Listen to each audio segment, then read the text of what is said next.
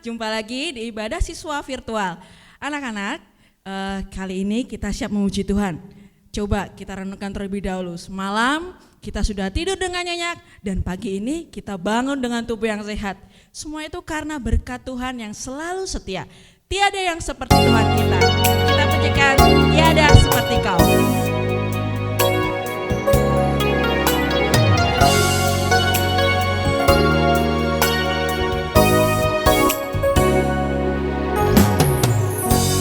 Tiada seperti Kau yang telah menjamah segenap hatiku. Tak seorang pun di dalam hidup ini seperti Kau, Tuhan.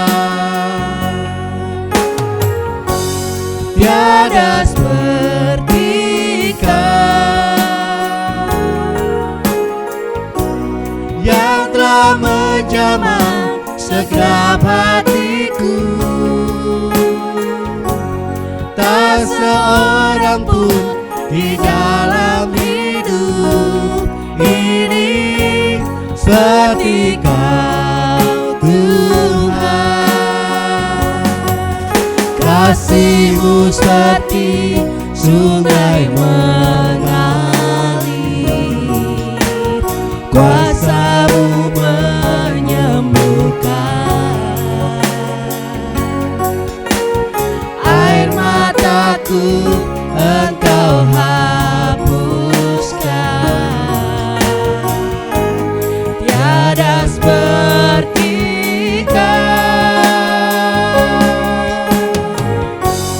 tiada seperti Kau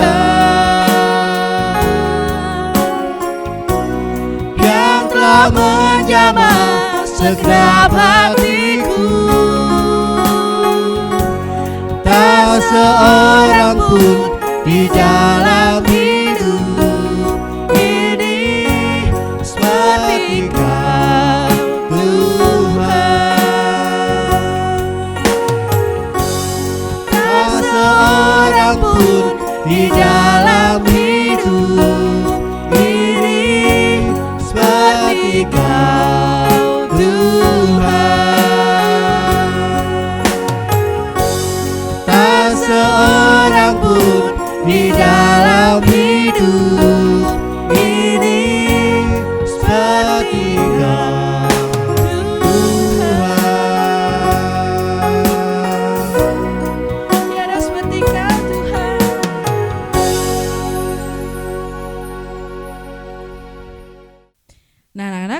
mari kita berdoa, lipat tangan yang baik, duduk yang baik, kita menghadap Tuhan dalam doa.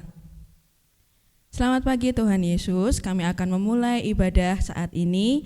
Tolong sertai Tuhan, pimpin kami supaya ibadah ini dari awal sampai akhir tetap dalam penyertaan Tuhan. Terima kasih Bapa, haleluya, amin. Anak-anak, saatnya kita akan memuji nama Tuhan dengan satu pujian Kasih Yesus.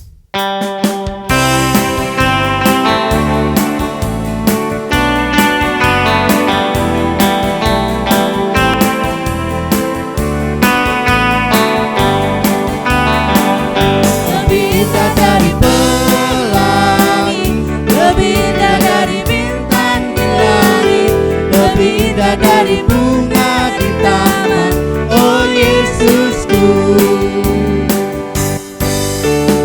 Kasih Yesus indah-indah, oh indah. Kasih Yesus indah-indah, oh indah. Kasih Yesus indah-indah, oh indah.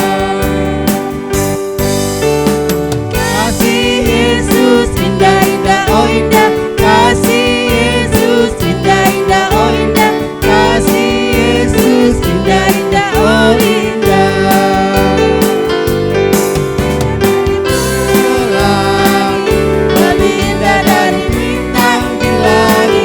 Lebih indah dari bunga di taman, oh Yesusku.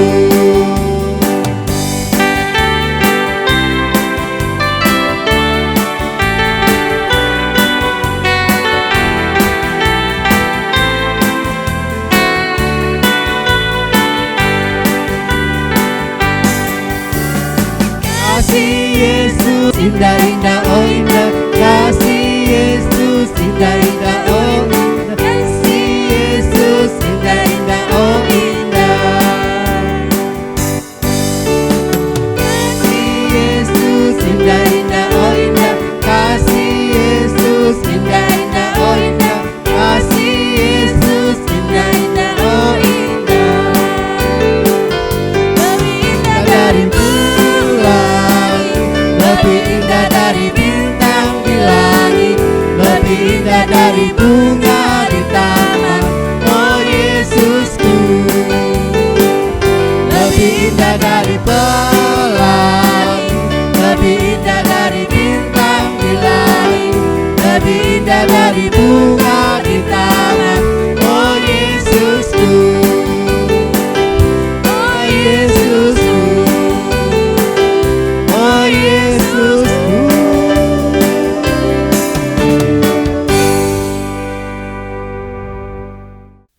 Anak-anak yang dikasihi Tuhan, tiba saatnya kita akan mendengarkan firman Tuhan. Namun sebelumnya, kita akan memuji dulu dengan sayap.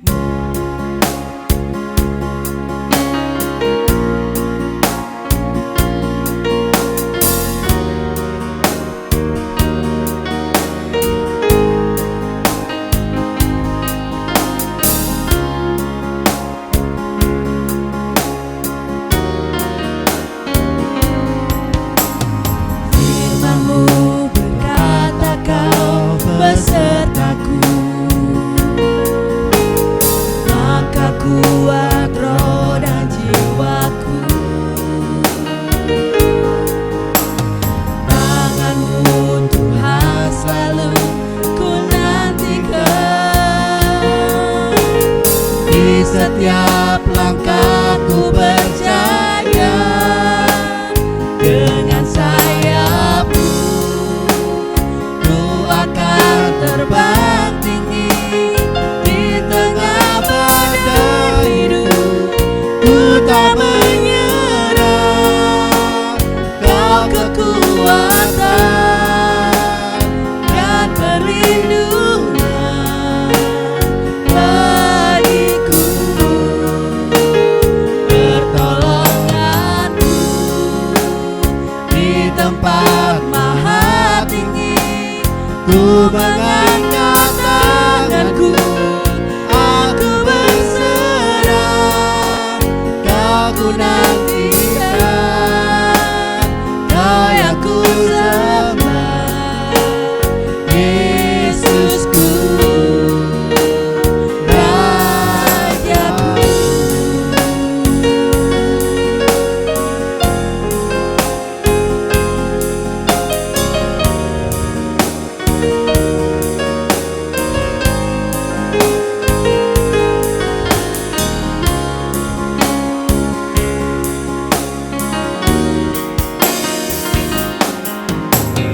Firman-Mu berkata Kau besertaku, maka kuat roh dan jiwaku. Tangan-Mu Tuhan selalu ku nantikan, di setiap langkahku percaya. Dengan sayap-Mu ku akan terbang tinggi, di tengah badai hidup ku tak menyerah. Kau kekuatan dan perlindungan bagiku,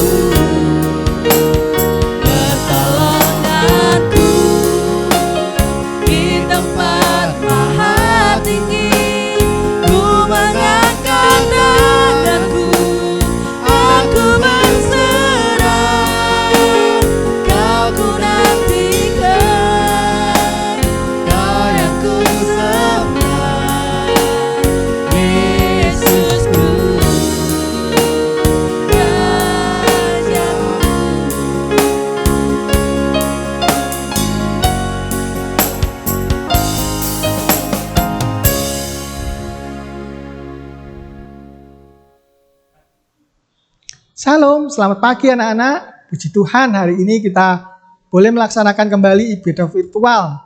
Nah, tadi kita sudah memuji Tuhan, kita sudah bernyanyi. Nah, sekarang tiba saatnya kita hendak mendengarkan firman Tuhan. Nah, tapi sebelum itu kita akan berdoa bersama. Baiklah, kita akan satu hati, kita berdoa.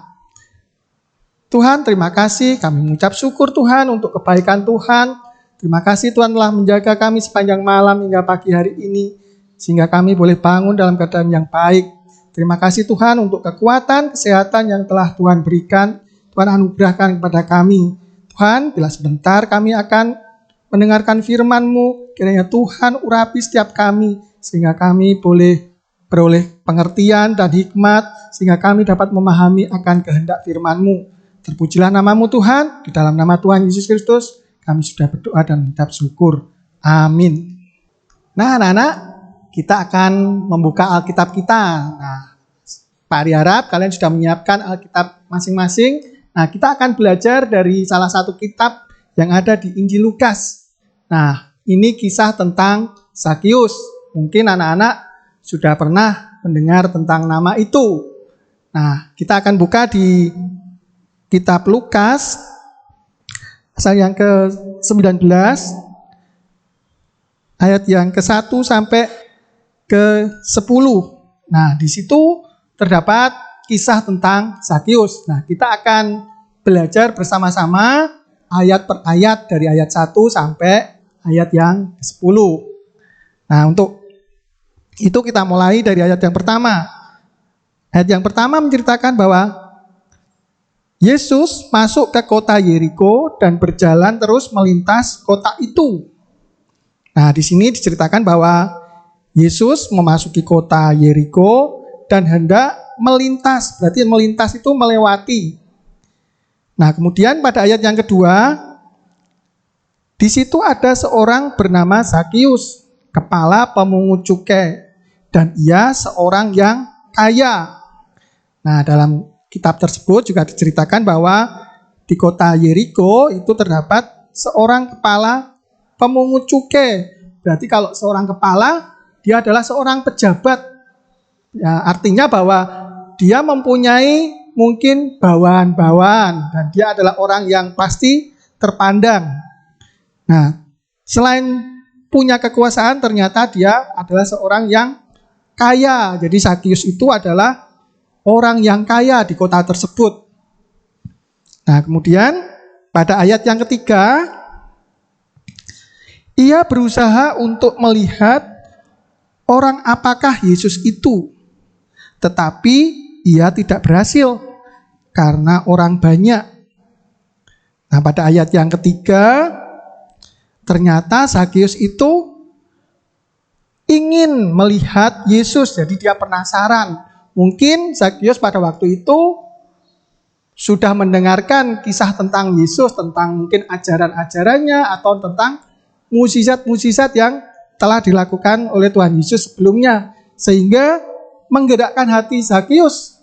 Apa itu? Untuk melihat Yesus itu seperti apa sih? Nah, kemudian ia berusaha untuk itu.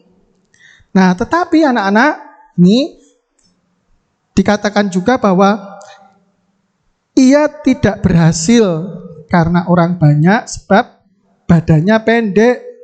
Nah, jadi ketika dia ingin melihat, ternyata Zakius pada awalnya tidak berhasil karena dia badannya itu pendek. Jadi dia terhalang oleh orang banyak yang juga ingin melihat Yesus. Nah, kemudian pada ayat yang keempat, maka berlarilah ia mendahului orang banyak, lalu memanjat pohon ara untuk melihat Yesus yang akan lewat di situ. Nah, anak-anak, apa itu? Ternyata Zakius punya kelemahan, walaupun dia seorang pejabat, dia seorang yang kaya, ternyata dia juga punya kelemahan, yaitu badannya pendek, sehingga ketika dia ingin melihat Yesus, dia tidak berhasil. Nah, tapi ingat anak-anak, Zakius ini bukan orang yang langsung putus asa. Pada ayat tersebut, pada ayat keempat, dia tetap semangat walaupun pada awalnya tidak berhasil, dia tetap berusaha, maka dia berlari. Nah, berlari mendahului orang. Nah, jadi dia berlari dan kemudian memanjat pohon ara. Nah, kita perhatikan bahwa ternyata Zakius itu ketika dia tidak berhasil, dia memikirkan cara lain. Nah, caranya adalah dengan berlari mendahului orang banyak dan kemudian memanjat pohon ara. Nah, ini anak-anak, ini adalah sikap yang baik. Nah, apakah anak-anak juga pernah melakukan suatu hal seperti Zakius? Misalnya ketika kalian berusaha untuk mendapatkan sesuatu atau melakukan sesuatu, awalnya gagal, nah kemudian bangkit dan berusaha lagi untuk melakukan cara yang lain agar keinginannya tercapai. Nah, contohnya misalnya mungkin ketika kalian belajar naik sepeda. Nah, ketika kalian belajar naik sepeda, mungkin kalian pada awalnya pasti kesulitan. Mungkin kalian juga justru mengalami jatuh mungkin sehingga terluka. Tetapi biasanya anak-anak tidak putus asa, tidak pantang menyerah, walaupun sakit, walaupun mungkin berdarah, tetapi tetap berusaha sehingga bisa mencapai tujuannya, yaitu bisa menaiki sepeda. Nah, demikian juga Zakius.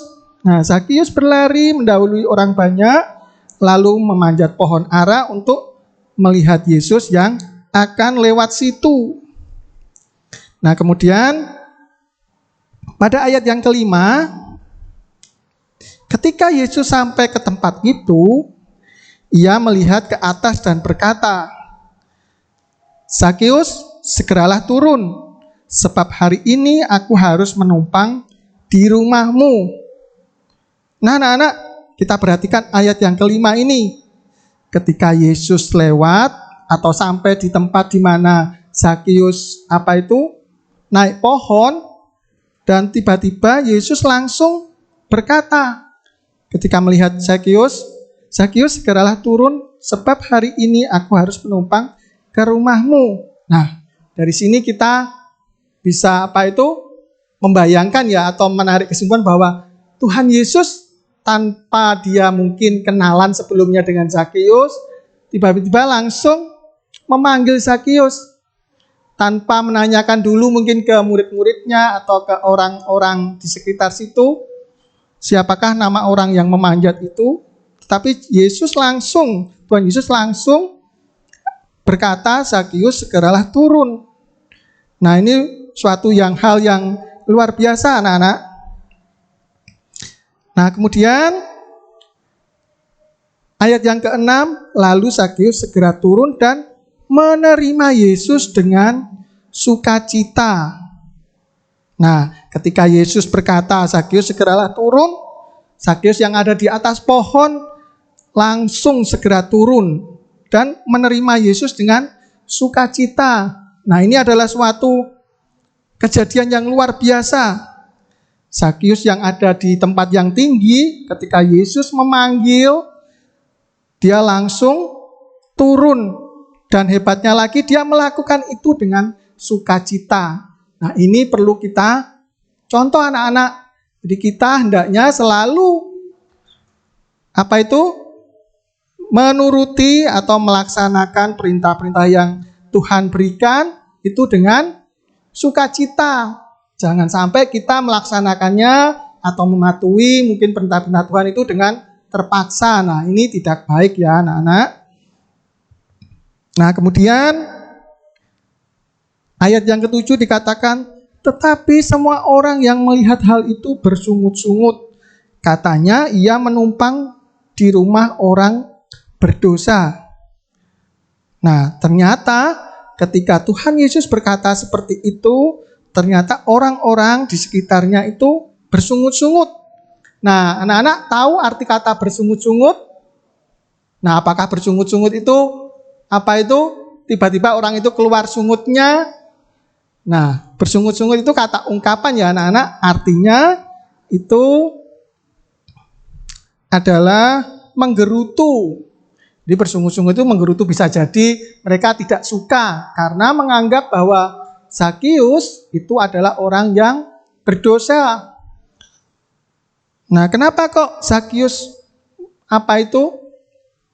menurut orang-orang itu adalah orang yang berdosa? Karena Zakius itu adalah pemungut cukai dan Zakius adalah kepalanya. Jadi pada waktu itu, pada zaman Tuhan Yesus itu, pemungut cukai itu dianggap orang yang berdosa. Karena apa? Karena dia mengambil pajak dari rakyat dan kemudian menyerahkan kepada pemerintah. Nah, waktu itu pemerintah atau Israel waktu itu dijajah oleh pemerintahan Romawi atau kerajaan Romawi. Jadi Zakius menarik pajak dan menyerahkan upeti ke pemerintahan Romawi.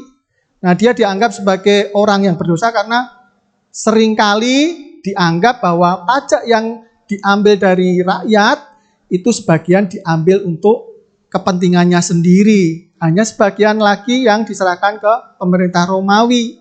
Dan selain itu, dia dianggap sebagai pengkhianat karena dia bekerja untuk pemerintahan Romawi yang waktu itu menjajah bangsa Israel. Nah, makanya banyak orang-orang pada waktu itu menganggap bahwa Zakius adalah orang yang berdosa. Nah, pada ayat yang ke-8, tetapi Zakius berdiri dan berkata kepada Tuhan, Tuhan, setengah dari milikku akan kuberikan kepada orang miskin. Dan sekiranya ada sesuatu yang kuperas dari seseorang, akan kukembalikan 4 kali lipat. Nah, anak-anak, Zakius bukan hanya bersukacita dalam menerima kedatangan Tuhan Yesus, tetapi juga dia melakukan pertobatan. Dia merasa bahwa dia orang berdosa, kemudian dia berkata bahwa akan memberikan setengah dari miliknya dan akan diberikan kepada orang miskin. Dan dia akan mengembalikan sebesar 4 kali lipat sekiranya ada sesuatu yang diperas dari orang lain. Nah, ini adalah suatu tindakan yang luar biasa ya dari Zakius. Jadi dia tidak hanya bertobat, tetapi dia juga mau mengakui dan kemudian mau mengembalikan, berjanji untuk mengembalikan apapun yang dia dapat dengan cara yang tidak baik atau tidak benar. Nah, kemudian pada ayat yang ke-9, kata Yesus kepadanya, hari ini telah terjadi keselamatan kepada rumah ini, karena orang ini pun anak Abraham. Nah, anak-anak, ketika Zakius sudah menerima Tuhan Yesus, kemudian sudah mengakui kesalahannya, sudah bertobat. Nah, pada saat itu juga Tuhan berkata, telah terjadi keselamatan kepada rumah ini. Jadi tidak menunggu besoknya atau mungkin lusa atau minggu depan, Tuhan langsung mengampuni dan mengatakan bahwa Zakius adalah anak Abraham. Nah, ini sungguh luar biasa anak-anak. Apa itu? Tuhan kita itu, Tuhan Yesus itu, ketika kita bertobat, kita mengakui kesalahan-kesalahan kita, Tuhan langsung mau untuk mengampuninya dan memberikan keselamatan yang Tuhan janjikan kepada Abraham dan kepada orang-orang yang percaya kepada namanya. Nah, ini adalah janji Tuhan anak-anak. Nah, kemudian pada ayat yang ke-10 atau ayat yang terakhir dikatakan bahwa sebab anak manusia datang untuk mencari dan menyelamatkan yang hilang. Nah, anak-anak, keselamatan yang dari Tuhan itu berlaku untuk semua manusia. Manusia yang mau percaya, mau menerima Tuhan Yesus dalam hidupnya. Dan luar biasanya lagi, ketika banyak orang yang bersungut-sungut, tadi dikatakan di ayat yang ke-7, ketika banyak orang yang bersungut-sungut, Tuhan Yesus tidak membatalkan rencananya untuk berkunjung ke rumah Zakius. Jadi Tuhan tetap tidak memilih-milih atau tidak mendengar omongan atau gerutuan orang-orang yang di sekitarnya. Bagi Tuhan, semua manusia itu sama. Baik mau yang kaya, mau yang miskin, mau yang pejabat atau yang orang biasa, bagi Tuhan semuanya sama. Nah, dari kisah ini anak-anak, dari kisah Zakius ini kita banyak belajar beberapa hal, kita belajar banyak hal. Yang pertama adalah bahwa Zakius itu ternyata walaupun orang yang kaya, pejabat, ternyata Zakius juga orang yang bersemangat, tidak mudah menyerah. Dan Zakius mau melakukannya sendiri, mau mandiri. Nah, bisa saja waktu Tuhan melintas, bisa saja karena dia adalah pejabat, dia tentu punya pegawai ya, punya bawahan, bisa saja dia minta tolong untuk bawahnya untuk mengambil kursi atau memanggulnya mungkin agar lebih tinggi daripada orang-orang yang juga berkerumun melihat Yesus. Tetapi itu tidak dilakukan. Dia melakukannya sendiri, yaitu dengan cara berlari mendahului dan memanjat pohon ara. Nah, ini adalah sikap yang baik yang harus kita contoh. Kemudian pelajaran lain lagi yang kita dapatkan yaitu bahwa kita hendaknya juga meneladani sikap Tuhan Yesus, yaitu tidak memilih-milih. Nah, buat anak-anak mungkin kalau di sekolah, di lingkungan sekitarnya, nah ketika bermain mungkin, nah hendaknya juga tidak memilih-milih kalau di sekolahan ya, tapi kalau di rumah mungkin ada orang tua yang mengawasinya. Nah, kemudian satu lagi yang luar biasa yaitu adalah sikap Zakius, yaitu mau menerima Tuhan Yesus, mau bertobat dan menerima Tuhan Yesus dengan sukacita. Nah, ini adalah sikap yang luar biasa yang harus kita semua anak-anak Tuhan itu harus kita lakukan, yaitu mau menerima Tuhan, mau mengakui kesalahan, mau bertobat, dan melakukan segala perintahnya itu dengan sukacita, bukan dengan keterpaksaan. Nah, sepertinya itu beberapa hal yang dapat kita ambil dari kisah Zakius ini. Kiranya bisa menjadi berkat buat kita semua. Nah, kita sudah membaca, kita sudah merenungkan firman Tuhan. Nah, kita akan akhiri ibadah kita hari ini. Nah, kita akan berdoa. Nah, semuanya lipat tangan, sikap doa yang baik. Tuhan Allah Bapa, kami mengucap syukur Tuhan untuk kebaikan-Mu di dalam firman Tuhan yang boleh kami baca dan kami renungkan Tuhan.